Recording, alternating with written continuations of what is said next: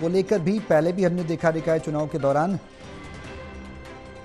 कई बड़े दिग्गजों के बयान भी इस बीच सामने आए हैं।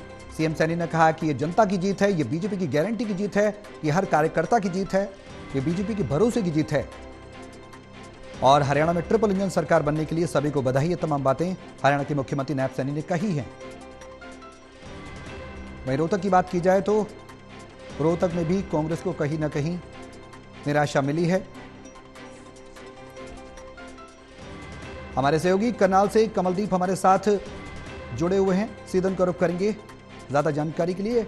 कमलदीप, क्या कुछ अपडेट है अब तक नतीजों में? जिस तरीके से बीजेपी लगातार अपना परचम लहराती नजर आ रही है, ट्रिपल इंजन की सरकार बनती देखी जा रही है, अब तक की अपडेट की बात करें तो क्या कुछ ओवरऑल देखने को मिल रहा है और करनाल की स्थिति पर देखें, नजर डालें तो क्या? जी बिल्कुल, देखिए सौरभ, मैं आपको बताना चाहूंगा करनाल नगर निकाय चुनाव के जो नतीजे वो घोषित हो चुके हैं।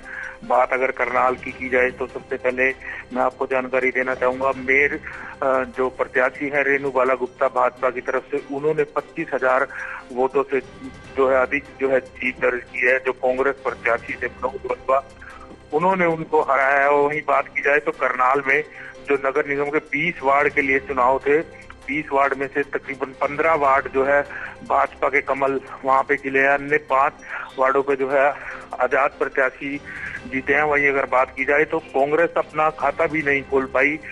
कहीं ना कहीं भाजपा एक बड़ी जीत भाजपा ने दर्ज की है, जहां 25,000 से अधिक वोटों से जो भाजपा प्रत्याशी रेणु बाला गुप्ता ने जीत दर्ज की। वहीं जो है 20 वार्डों में से 15 वार्डों में जो है कमल खिलते हुए भाजपा की तरफ से नजर आए और कहीं ना कहीं कार्यकर्ता काफी उत्साह देखने को मिला, जश्न मनाते हुए भी कार्यकर्ता देखे गए। वहीं जो है मेयर प्रत्याशी रेणु बाला गुप्ता, उन्होंने कहीं ना कहीं अपनी जीत को करनाल की जनता की जीत, केंद्रीय नेतृत्व और प्रदेश नेतृत्व की जीत बताते हुए करनाल वासियों का धन्यवाद किया। फिलहाल की बात की जाए तो लगातार जो है कहीं ना कहीं भाजपा की तरफ से जो है जीत का जश्न मनाया जा रहा है। जी बिल्कुल कमलजीत, लेकिन सवाल ये भी है कि मनोज वाधवा, जो कि अंतर देखा जाए वोटों का तो 25,359 मतों के अंतर से ये जीत दर्ज हुई है। तो जीत होती है वैसे, चाहे एक वोट से हो, लेकिन अंतर कई जगहों पर बहुत ज्यादा देखा गया, कई जगहों पर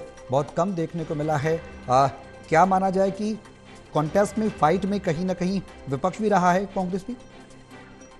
जी बिल्कुल, देखिए जैसा कि मैं आपको बता दूं, मेयर पद के लिए जो है केवल 4 प्रत्याशी जो है मैदान में थे, कांग्रेस और बीजेपी, और जो 2 आजाद प्रत्याशी थे। सीधा मुकाबला शुरू से ही जो है भाजपा और कांग्रेस में देखने को जिस तरह की चर्चाएं थी कि भाजपा और कांग्रेस का सीधा मुकाबला है। वहीं बात की जाए तो पोलिंग हालांकि कम हुई थी, तकरीबन 1,49,000 के करीब जो है मतदाताओं ने 2 मार्च को अपने मत का प्रयोग किया था।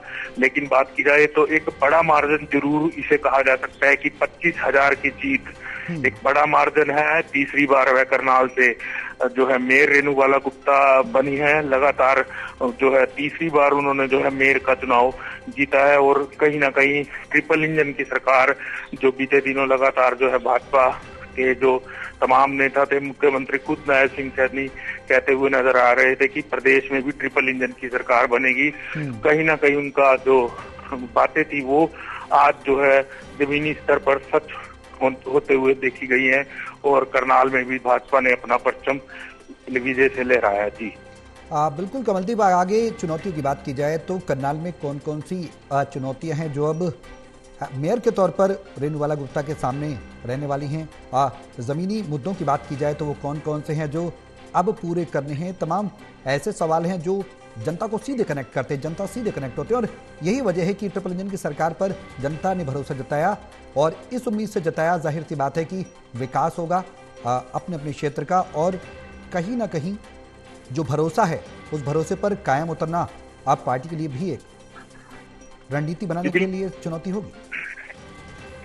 जी बिल्कुल, देखिए सौरभ, मैं आपको बताना चाहूंगा, करनाल की बात की जाए तो सबसे पहले मैं आपको बताना चाहूंगा कि मौजूदा जो केंद्रीय मंत्री है मनोहर लाल, जो पूर्व में करनाल से 2 बार विधायक रह चुके हैं, वो प्रदेश के मुख्यमंत्री रहे। लगातार बात की जाए तो उसके बाद नायब सिंह सैनी जो उपचुनाव हुआ था वो करनाल से जो है विधानसभा का उपचुनाव लड़े थे और वो भी एक बड़े मार्जिन से उन्होंने जीत थी। वहीं अगर बात की जाए तो विकास कार्यों की बात की जाए तो मूलभूत सुविधाओं की बात की जाए तो लगातार पिछले 10 सालों से करनाल में जो है विकास जो है निरंतर जारी है। छोटी मोटी जो समस्या है मूलभूत सुविधा की बात की जाए तो गली और सड़कों की समस्या होती है, लेकिन करनाल में अगर बात की जाए तो फिलहाल कोई बड़ी समस्याएं नजर नहीं आती कि जनता ने किन मुद्दों को लेके जो वोट किया होगा। बात अगर की जाए तो जो भी, क्योंकि मौजूदा विधायक है वो भी भाजपा से हैं और अब मेयर प्रत्याशी है वो भी भाजपा से, और जो केंद्रीय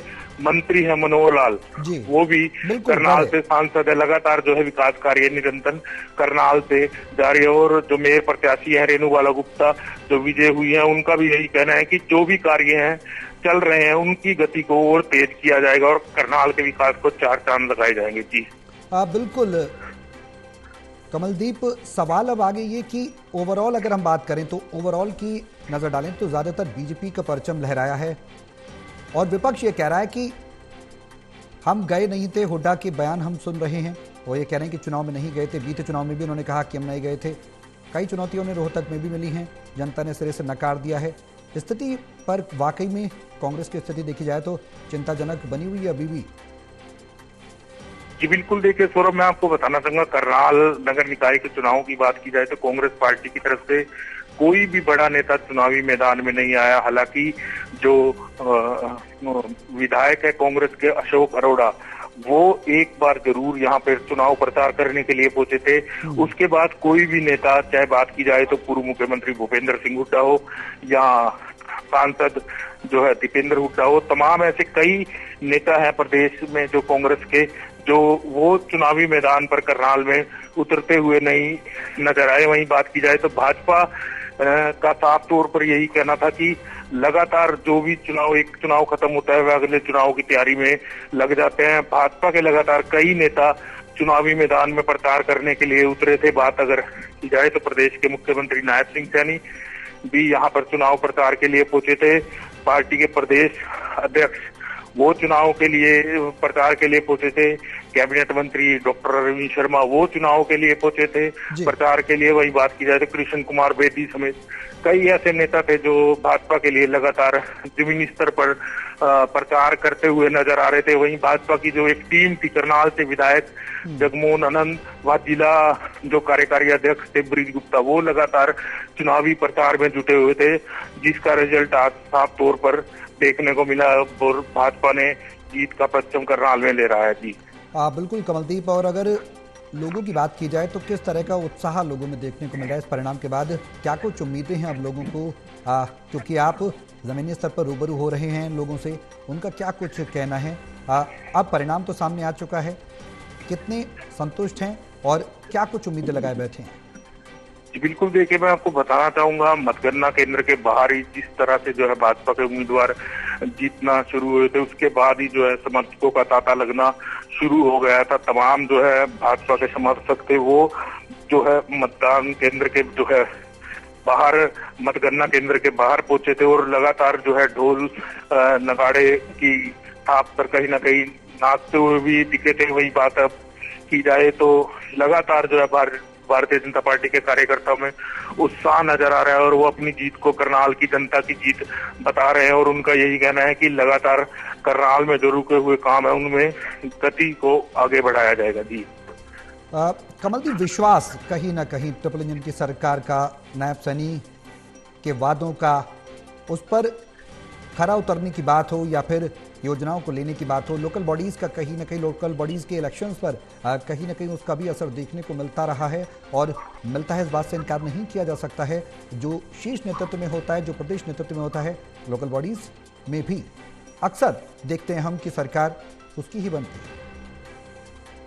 बिल्कुल, देखिए लगातार जो मुख्यमंत्री नायब सिंह सैनी है वो चुनावी प्रचार के लिए चुनावी मैदान में उतरे थे और उनका यही कहना था कि करनाल में भी बीते दिनों में पहुंचे थे कि प्रदेश में ट्रिपल इंजन की सरकार बनेगी और लगातार वो जो है लोगों से रूबरू होते हैं। जिस तरह से उनका स्वभाव है कि आम लोगों से मिलना, उनकी बातचीत सुनना, सिंगल मैन भी उनसे जाकर जो अपनी बात रख सकता है।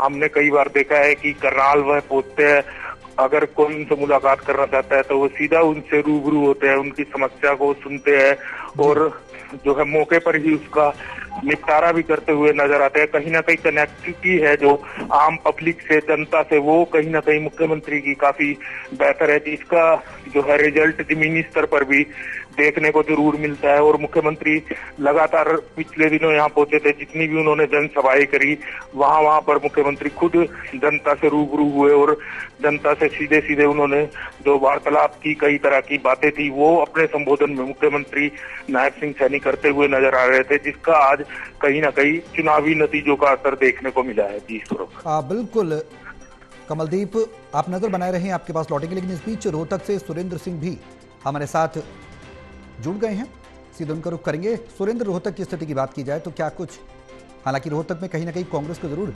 निराशा सी लग रही है और एक बीजेपी ने एक बार फिर से कमबैक किया है। ये विश्वास नायब सिंह सैनी की नीतियों पर, सरकार की नीतियों पर, बीजेपी की नीतियों पर देखने को मिल रहा है।